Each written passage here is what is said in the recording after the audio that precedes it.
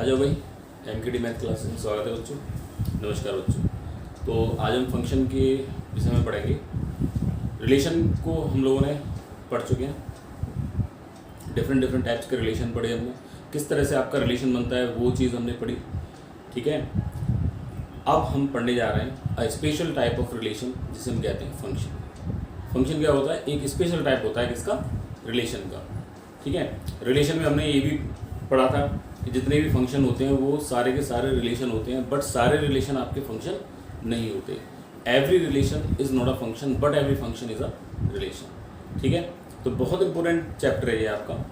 और मैथमेटिक्स का आप समझ लीजिए कि यहीं से स्टार्ट है आपका पूरा मैथमेटिक्स। ठीक है, जितना भी आप मैथमेटिक्स को पढ़ रहे हो वो सब फंक्शन के लिए ही हम लोग, तो बहुत इंपॉर्टेंट आपकी ये चीज़ है, इसको समझने का प्रयास करें बच्चों पहले। ठीक है, तो आज मैं आपको केवल एक इंट्रोडक्शन टाइप में फंक्शन के बारे में दूंगा और ये भी बताऊंगा आपको कि one one many one on tour into function किस तरह से बनते हैं हमारे। ठीक है, डेफिनेशन मैंने लिखी हुई है, उसको एक बार समझते हैं। डेफिनेशन को, मेन चीज़ है डेफिनेशन को समझना है, इसकी क्या डेफिनेशन हम लोग यूज़ कर रहे हैं, किस तरह से यूज़ होती है। ठीक है, देखो बच्चों, लेट ए और बी, कोई भी दो सेट होंगे आपके पास में जो नॉन एम्प्टी होंगे, दो सेट जो होंगे वो आपके नॉन एम्प्टी होंगे। Let A and B be two non empty set, then a function F.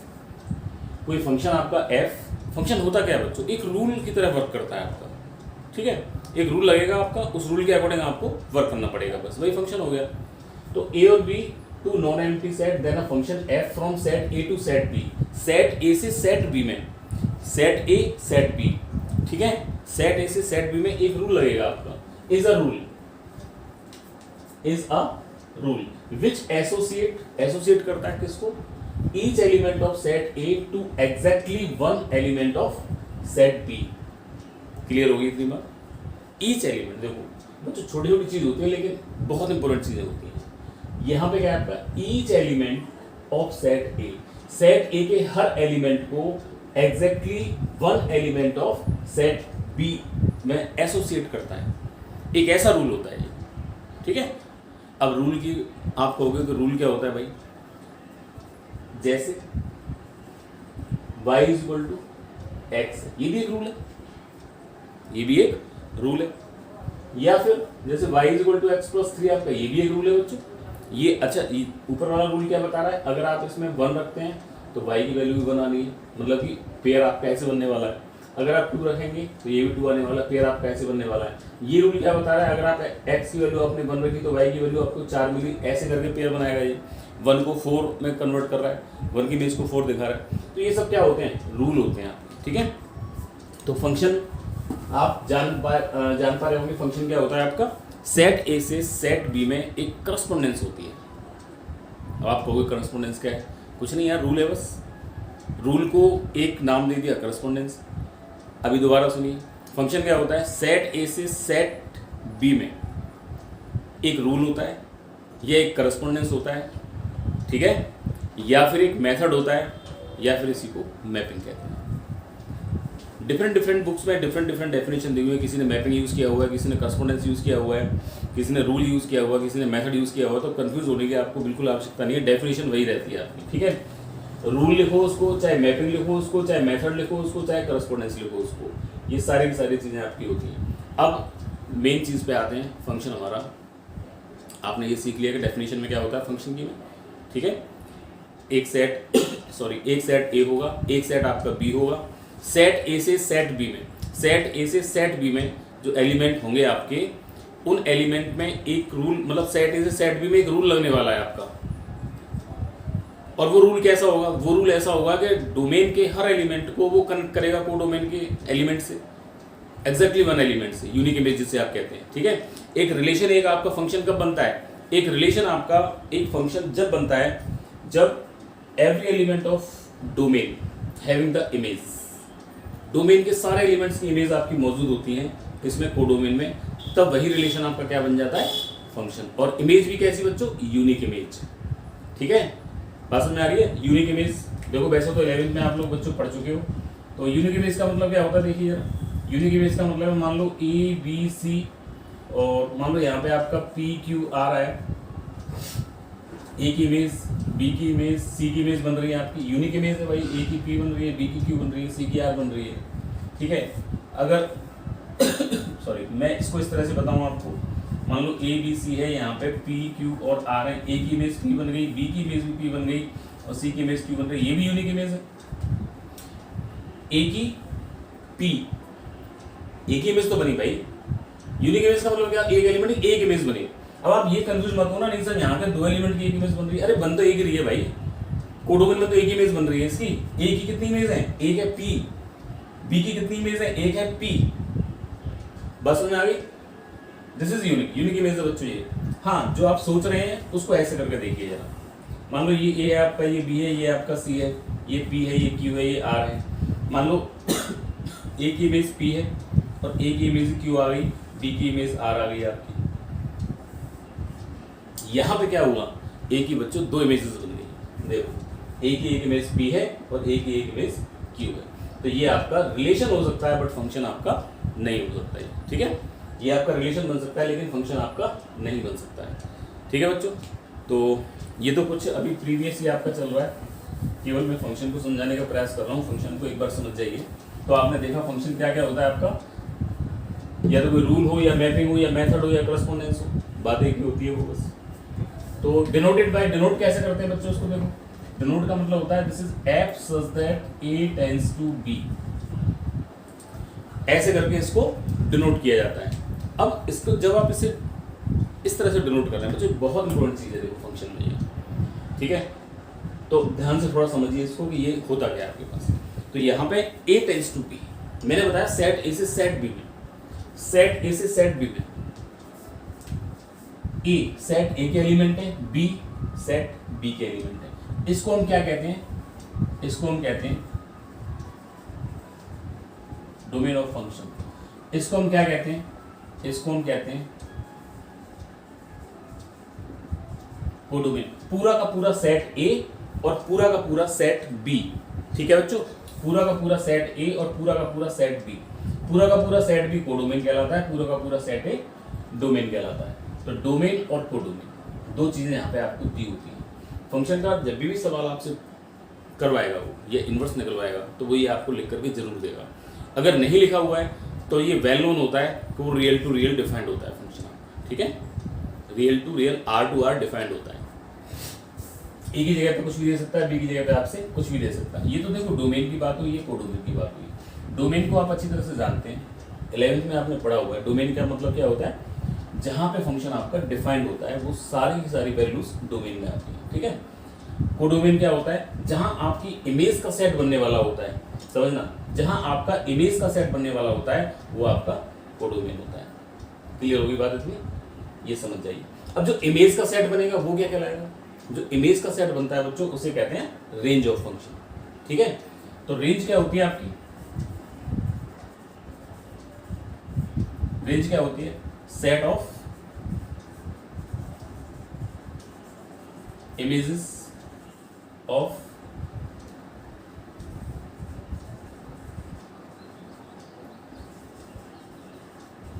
Domain elements. Domain के एलिमेंट्स की जो इमेज बनती है उस सबका सेट जो होता है वो रेंज कहलाता है। रेंज भाई यही तो होगी रेंज, इमेज नहीं बनने वाली है आपकी। तो रेंज जो होती है वो कोडोमेन का सबसेट होती है। तो हम क्या लिख सकते हैं इसमें, range is the subset of codomain, ठीक है भाई। रेंज किसमें से आएगी, या तो पूरा का पूरा कोडोमेन होगी या फिर कोडोमेन का पार्ट होगी थोड़ा सा। अब पार्ट होगी तो ये सबसेट बन जाएगा और बराबर तो बराबर में आ जाएगा आपका ये। तो यहाँ पे तीन चीजें आपकी बहुत इंपॉर्टेंट है फंक्शन में, आपकी डोमेन, उसका कोडोमेन और उसकी रेंज, ठीक है। अगर इस तरह से आपका फंक्शन दिया हुआ है उसमें, तो ए क्या होता है आपका डोमेन, बी क्या होता है आपका कोडोमेन। कोडोमेन के वो एलिमेंट जो कि इमेजेस बनते हैं सेट ए के एलिमेंट की, वो आपकी क्या कहलाती है, रेंज कहलाती है, ठीक है। तो ये आपका पूरा का पूरा फंक्शन इस तरह से। अब आप कहोगे बोले रूल कहाँ लगा हुआ है इसमें, सही बात है भाई, रूल कहाँ लगा हुआ है, तो रूल ना कहीं तो नहीं लगेगा इसमें। अब रूल के लिए क्या करते हैं, वो फंक्शन को डिफाइन करता है, ठीक है, वो फंक्शन को डिफाइन करता है। डिफाइंड एज, अब इसका और इसका एलिमेंट लेकर के उसमें डिफाइन कर देगा वो। अब जैसे ये दे दिया उसने, मान लो y इज इक्वल टू आपको दे दिया x स्क्वायर दे दिया, ये भी एक रूल लग रहा है बच्चों, ठीक है। इसी को हम क्या कहते हैं, f x is equal to x square, y is equal to f x. तो ये आपका क्या लग रहा है, एक रूल वर्क कर रहा है। कहाँ से कहाँ वर्क कर रहा है, ए से बी में आपका रूल वर्क कर रहा है। तो ये तो फंक्शन का बिल्कुल बेसिक चीज़ होती है कि हाँ ये हमारी समझ में आना चाहिए कि रूल क्या होता है, मेथड क्या होता है, करस्पॉन्डेंस क्या होता है। ठीक है, अब मैं एक एग्जांपल लेकर के आपको पूरा समझाने का प्रयास करूँगा। ठीक है, फंक्शन में मेन चीज़ देखो मैंने आपको बता दी क्या क्या होता है। डोमेन के सारे एलिमेंट भरे हुए होने चाहिए। एक एलिमेंट भी यदि इमेज नहीं है एक एलिमेंट की तो वो आपका रिलेशन हो सकता है लेकिन फंक्शन आपका नहीं बन सकता। ठीक है, दूसरा रेंज आपकी कोडोमेन का सबसेट होती है, ये तो हमको ध्यान रखना अच्छी तरह से। और देखिए इसके कुछ एग्जाम्पल लेकर के और इसको समझने का पूरा प्रयास करते हैं। देखिए जरा,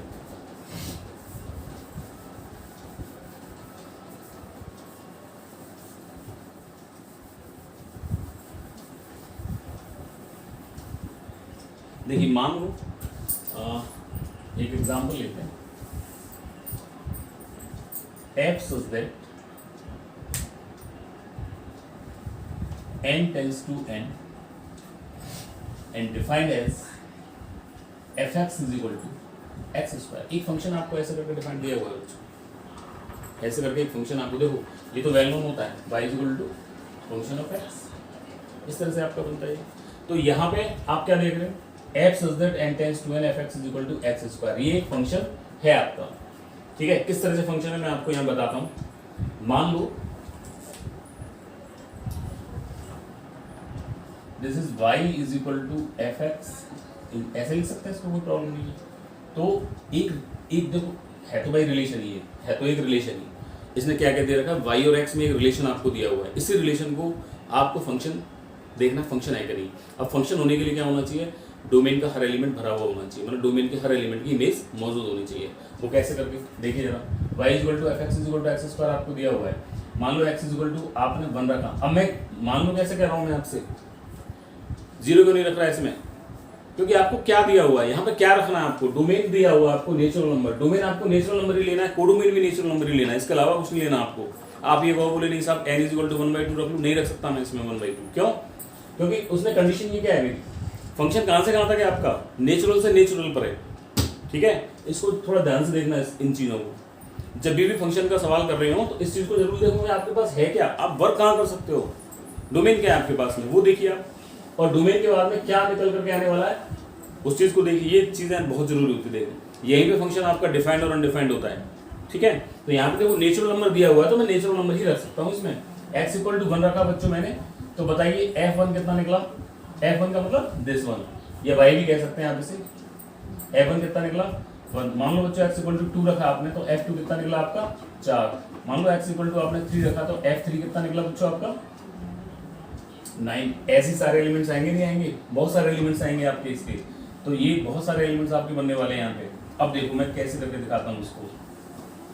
मान लो ये आपका a था, ये आपका b है, दोनों में क्या क्या एलिमेंट है, इसमें भी नेचुरल नंबर है, इसमें भी नेचुरल नंबर। तो कह रहा है भाई आपसे f such that a tends to b, बढ़ाता नहीं बढ़ाता भी आपने, तो ये भी नेचुरल नंबर है, ये भी नेचुरल नंबर है, इसमें भी नेचुरल नंबर, इसमें भी नेचुरल नंबर, इसमें नेचुरल नंबर है आपके, जैसे 1 है, 2 है, 3 है, 4 है, 5 है। बस सुना रही, इसमें नेचुरल नंबर क्या क्या होंगे आपके 1 2 3 4 5 6 7 8 9 10 11 12 13 14 15। ठीक है, कहीं ना कहीं 16 होगा, कहीं ना कहीं 25 भी होगा, बहुत सारे नेचुरल नंबर्स आएंगे बच्चों, इसमें इनफिनिट नेचुरल नंबर्स होते हैं। अब रूल क्या कह रहा है आपका, रूल ने क्या कर दिया, रूल ने अगर आप x इक्वल टू 1 रख रहे हैं तो उसको 1 बना करके दे रहा है, मतलब कि इमेज बना करके दे रहा है। This is the images.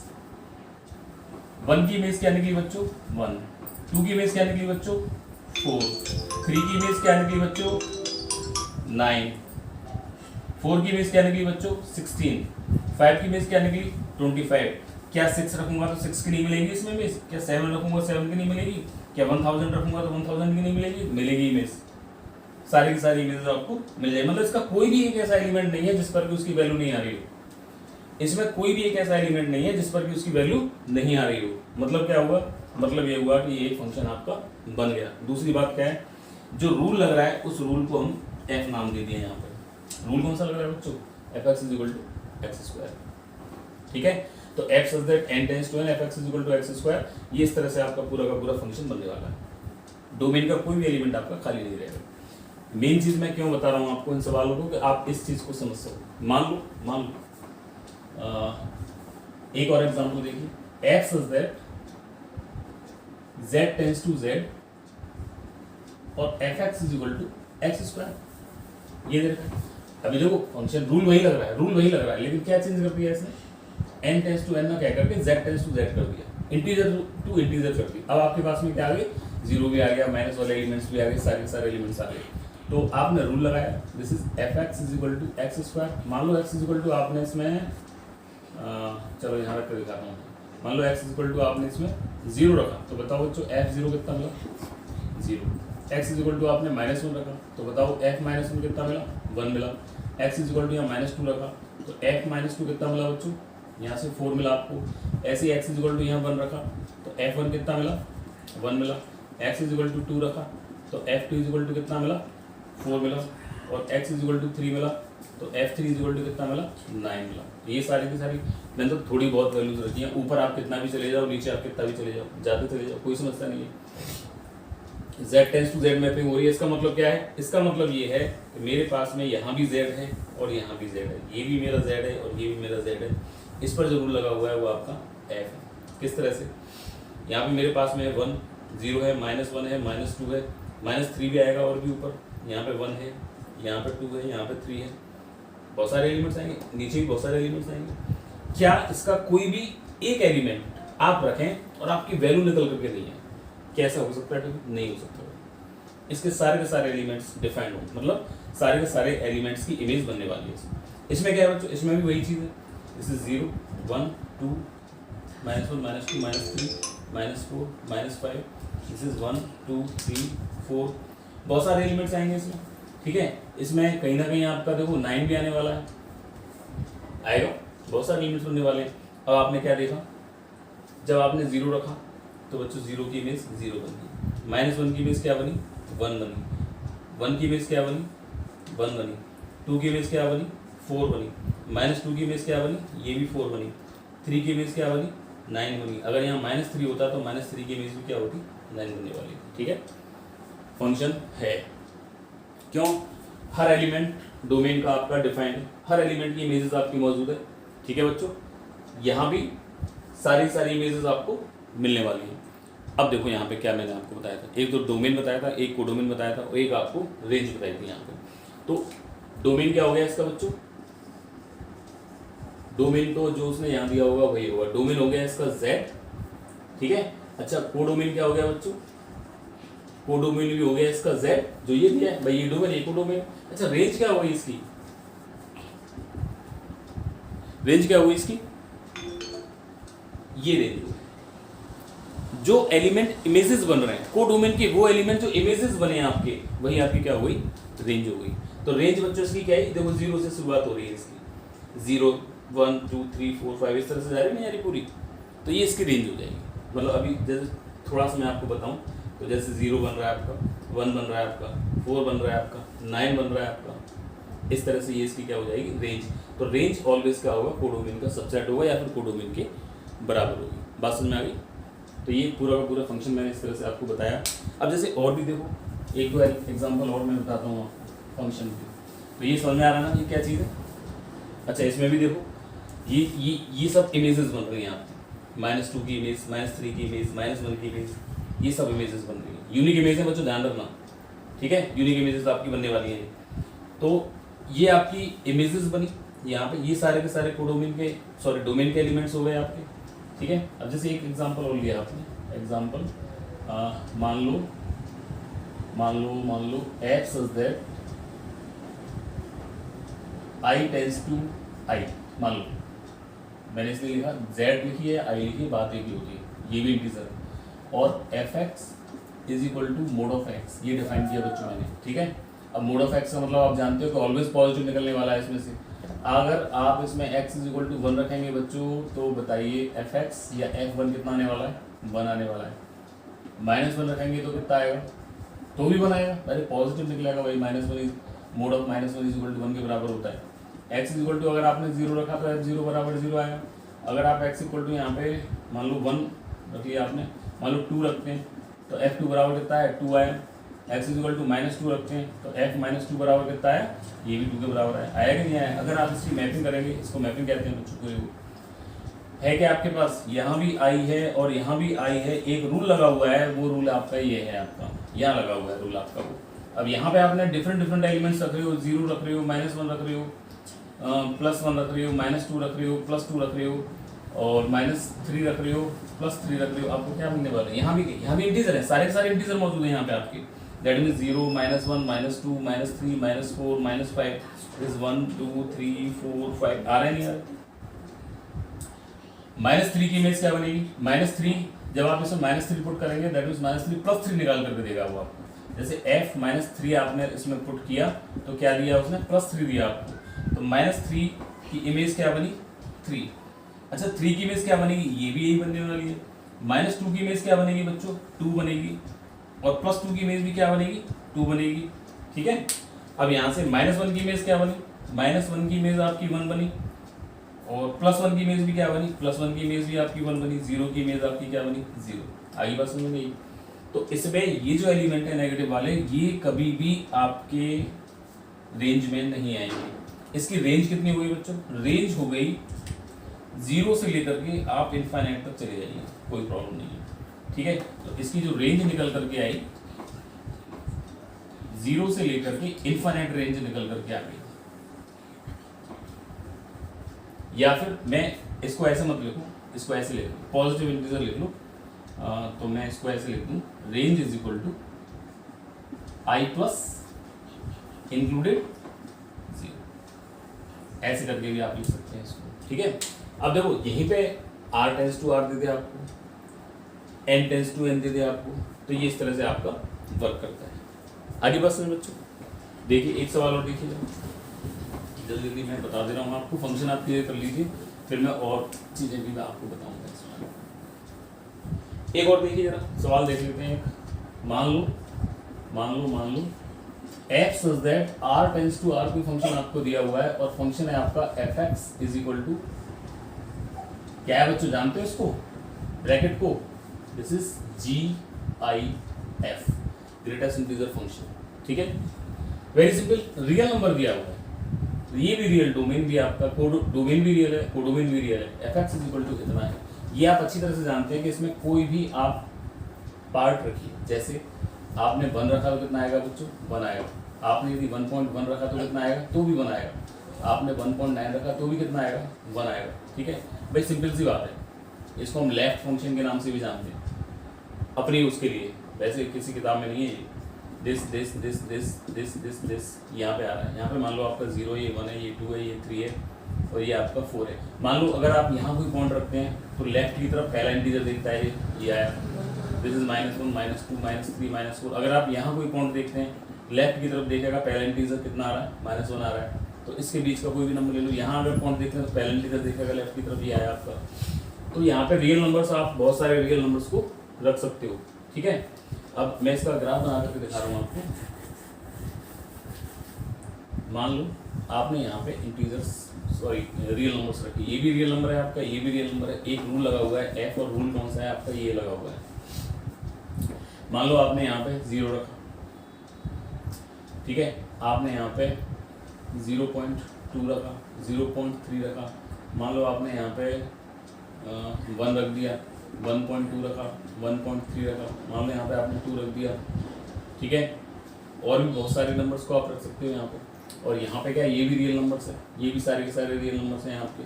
तो यहाँ पे देखो 1 भी आएगा, 2 भी आएगा, 3 भी आएगा, 1.1 भी आएगा, 1.2 भी, बहुत सारे रियल नंबर्स आएंगे। अब आप लोग समझदार हो, बच्चे नहीं हो, आप लोग समझ जाओगे कि हाँ रियल नंबर में क्या क्या आने वाला है, ठीक है। 4 भी आएगा, 5 भी आएगा, 4.5 भी आएगा, √2 भी आएगा, √3 भी आएगा, बहुत सारे नंबर्स आएंगे, -5 भी आएगा, बहुत सारे नंबर्स आपके आएंगे यहाँ पे, ठीक है।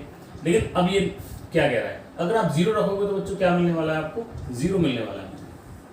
अगर आप 0.2 रखोगे, अब देखो ये आपका 0 आया, ये आपका 1 आया, ये आपका 2 आया, ये आपका 3 आया, अब 0.2 कहाँ होगा, लगभग यहाँ बीच में होगा।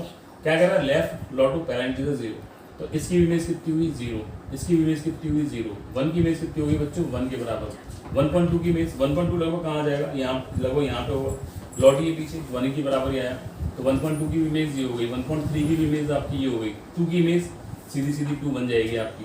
और भी बहुत सारे एलिमेंट्स आपके यहाँ पे आने वाले हैं, ठीक है। तो यहाँ पे इसका डोमेन कितना हुआ, ऑल रियल नंबर्स। को डोमेन क्या हो गया, all real numbers, but range क्या होगी बच्चों, इसकी रेंज कभी भी फ्रैक्शनल पार्ट में नहीं आएगी, आप मतलब फ्रैक्शन में नहीं आएगी कभी भी। 0 1 2 3 ऑल इंटीजर्स आपके बनने वाले हैं, ठीक है। यहाँ पे जो रेंज होगी इसकी क्या होगी, ऑल इंटीजर्स। तो ये देखो कुछ तरह के इस तरह के फंक्शंस आपने पढ़े यहाँ पे। ये केवल इस वजह से मैंने आपको बताया कि आप मतलब समझ जाएं, एक तो इसका मतलब समझ जाएं क्या होता है, और ये जो रूल होता है वो किस तरह से आपका वर्क करता है, इसका मतलब आप समझ जाएंगे, ठीक है। देखिए और भी देखते हैं, जल्दी जल्दी देख लेते हैं। अब मैं कुछ मैपिंग करके दिखा रहा हूँ, ठीक है। और कुछ मैपिंग्स को देखिए, मैपिंग्स मैपिंग्स मैपिंग्स मतलब जैसे पहली मैपिंग मैंने बनाई है, this one and this one. ये कोई सेट ए है, ये कोई सेट बी है, कोई रूल लगा हुआ है, कोई रूल लगा हुआ है इसमें। और मान लो यहाँ पे आपके पास में ए बी सी और डी, और यहाँ पे पी क्यू आर और एस है। मान लो ए की इमेज पी है, बी की इमेज क्यू है, सी की इमेज आर है, डी की इमेज एस है। बताओ बच्चों फंक्शन है कि नहीं, ये बताइए फंक्शन है कि नहीं है। फंक्शन क्यों है, फंक्शन क्यों कह रहा हूँ फंक्शन, क्योंकि डोमेन का हर एलिमेंट भरा हुआ है इसमें। डोमेन का हर एलिमेंट भरा हुआ है, मतलब भरे का मतलब क्या होता है, यहाँ पे इमेजेस मौजूद है उसकी। तो डोमेन के हर एलिमेंट की इमेजेस यहाँ आपकी मौजूद है। कोई भी डोमेन का एलिमेंट खाली नहीं है विदाउट इमेज। अगर एटलीस्ट वन एलिमेंट भी आपका अगर खाली होगा यहाँ पे, तो आपका फंक्शन नहीं होगा, वो आपका रिलेशन बन सकता है लेकिन फंक्शन नहीं होगा वो आपका, ठीक है। एक बात तो ये होगी। एक और देखिए जरा, एक और बताता हूँ। This is A B C and D, this is P Q R and S. A की इमेज पी हो गई, बी की इमेज भी पी हो गई, सी की इमेज क्यू हो गई, डी की इमेज भी हो गई, ठीक है। ये भी मान लो आपका ए से बी में कोई मैपिंग हो रही है, एफ कोई रूल लग रहा है, उसका मान लो फिगर ये बना आपका। क्या ये आपका फंक्शन है? Yes, it is also a function, because every element of domain having the image in codomain, ठीक है। सारे के सारे एलिमेंट्स के आपकी इमेजेस मौजूद है कोडोमेन के अंदर। अब इसके अंदर खाली रह जाए तो कोई समस्या नहीं है, वो तो रेंज पर डिपेंड करता है, कोई प्रॉब्लम नहीं है उसमें, ठीक है। ये आपका फंक्शन बन रहा है। एक और चीज देखिए, 1 2 3 4 5 मान लो, ये मान लो, और यहाँ पे आपका मान लो 3 मान लो। 1 की इमेज भी 3, 2 की इमेज भी 3, 3 की इमेज भी 3, 4 की इमेज भी 3, 5 की इमेज भी 3। क्या बच्चों ये फंक्शन बन रहा है? Yes, it is also function, ये भी आपका फंक्शन है। अरे बच्चों बस एक चीज ध्यान रखते हैं इसमें, डोमेन का कोई भी एलिमेंट खाली ना हो और यूनिक इमेज होनी चाहिए उसकी। यूनिक इमेज का मतलब कोडोमेन के एक एलिमेंट की एक इमेज होनी चाहिए। अब आप ये कंफ्यूज मत होना, बोले नहीं सर आपने तो सबकी 3 ही इमेज रख दी। अरे तो रख दी तो क्या हो गया यार, है तो एक सिंगल इमेज ना। 1 की कितनी इमेज है? 3। 1 की इमेज 3, 2 की इमेज 3, 3 की इमेज 3, 4 की इमेज 3, 5 की इमेज 3। आ रही नहीं आ रही? हाँ, ऐसा नहीं हो सकता भाई। अब यहाँ पे मैंने ये 3 लिख दिया, 1 2 3 4, 3 की इमेज 1 आ रही है, 3 की इमेज भी 2 आ रही है, 3 की इमेज भी 3 आ रही है, 3 की image, this is not possible. It is relation but not a function, okay. अब देखिए जरा और आगे देखिए। अच्छा, ये मैंने आपको बताया, एक दो चीज और देख लेते। चलो पहले इन्हीं में देख लेते हैं इनमें क्या क्या होता है। देखो ये आपका पूरा फंक्शन, एक एलिमेंट की एक इमेज, एक एलिमेंट की एक इमेज, एक एलिमेंट की एक इमेज, एक एलिमेंट की एक इमेज, ठीक है। मतलब क्या हुआ, यहाँ का 1 यहाँ की 1, यहाँ का 1 यहाँ की 1, बस मेरी यहाँ का 1 यहाँ की 1, मतलब कि this function is said to be 1 1 function. ये कैसा हो गया? 1 1 हो गया। अब इसके देखिए, यहाँ के एक से ज्यादा एलिमेंट की इमेज एक, ए बी सी डी, ए की इमेज पी, बी की इमेज भी पी, सी की इमेज भी क्यू, डी की इमेज मैनी, यहाँ का मैनी 1 नहीं रहा, यहाँ का मैनी, बट यहाँ का तो 1 ही रहा, तो मैनी 1। इस टाइप के जो फंक्शन होते हैं वो आपके क्या कहलाते हैं? मैनी 1 फंक्शन, ठीक है। ये भी कैसा है? मैनी 1। अच्छा, एक चीज और देखिए इसमें, क्या कोडोमेन का कोई भी एलिमेंट खाली है इसमें? क्या कोडोमेन का कोई भी एलिमेंट खाली है? नहीं है इसमें, सारे के सारे एलिमेंट भरे हुए, मतलब कि इसकी जो रेंज है वो पूरा का पूरा कोडोमेन है। इसकी जो रेंज है वो क्या है? पूरा का पूरा कोडोमेन है। यहाँ पे क्या बन गया? This is onto function be, ये आपका ऑन टू फंक्शन भी हो गया। लेकिन यहाँ पे बच्चों अगर एक एलिमेंट भी आपका खाली रह जाता है, मतलब कि अगर रेंज सबसेट बन जाती है, यहाँ पे क्या है बच्चों, देखो यहाँ पे है आपका range is equal to codomain, और यहाँ पे क्या है आपका range is the subset of codomain, ठीक है। That means this is into function. आगे बात सुनो, तो यहाँ पे ये बच्चों टाइप्स ऑफ फंक्शंस होते हैं, ठीक है। इनके बारे में मैं नेक्स्ट लेक्चर में बात करूंगा। अभी आप पहले कितना समझ में आया आप लोगों के, थोड़ा मुझे बता दिया करो, तो मुझे भी पता पड़ जाएगा कि बच्चे देख रहे हैं, समझ रहे हैं कि नहीं समझ रहे, मेरे पढ़ाने का कोई मतलब निकल रहा है कि नहीं निकल रहा, ठीक है। तो थोड़ा सा बताया करो मुझको कि हाँ कैसा लगा आपको पढ़ाना, कि और क्या इम्प्रूव करूँ मैं इसमें, ठीक है बच्चों। तो ये मैंने एक बेसिक सी चीज़ आपको पढ़ाई फंक्शन के अंदर, फंक्शन को समझाने का पूरा प्रयास किया मैंने, ठीक है। और अगर आपकी कोई क्वेरी है तो आप मुझे बताइए, मैं और उस पर वर्क करूँगा, ठीक है। अब नेक्स्ट लेक्चर आप जरूर देखिए, क्योंकि अभी तो केवल मैंने प्री इन्फॉर्मेशन दी थी। नेक्स्ट लेक्चर में मैं आपको पढ़ाने वाला हूँ टाइप्स ऑफ फंक्शन, ठीक है। फंक्शंस की टाइप्स क्या होते हैं आपके, बहुत इंपॉर्टेंट चीज़ है बच्चों को, तो उसको आप जरूर देखिए। नमस्कार बच्चों।